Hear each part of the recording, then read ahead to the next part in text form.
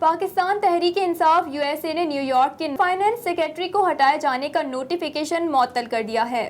پاکستان تحریک انصاف امریکہ کے صدر جانی بشیر نے PTI نیو یارک کے جنرل سیکریٹری شاہد رانجھا کی جانب سے نائب صدر کی تعیناتی اور سیکریٹری فائنانس کو ہٹانے کا فیصلہ کالعدم قرار دیتے ہوئے دونوں نوٹیفیکیشن معطل کر دیے ہیں۔ جانی بشیر نے شاہد رانجھا کے جاری کردہ نوٹیفیکیشن کے جواب میں 2 الگ الگ لیٹرز بھی جاری کیے ہیں۔ پہلے لیٹر میں کہا گیا ہے کہ 15 اگست کو PTI نیو یارک کے سیکریٹری فائنانس رانا جاوید کو ان کے عہدے سے ہٹایا گیا۔ پارٹی قوانین کے مطابق جنرل سیکریٹری کو منتخب عہدیدار کو ہٹانے کا اختیار نہیں۔ دوسرے لیٹر میں شاہد رانجھا کو مخاطب کر کے کہا گیا ہے کہ انہوں نے 17 اگست کو ظفر چیمہ کو نائب صدر مقرر کیا، جبکہ پارٹی قوانین کے مطابق وہ نائب صدر کا عہدہ تخلیق نہیں کر سکتے۔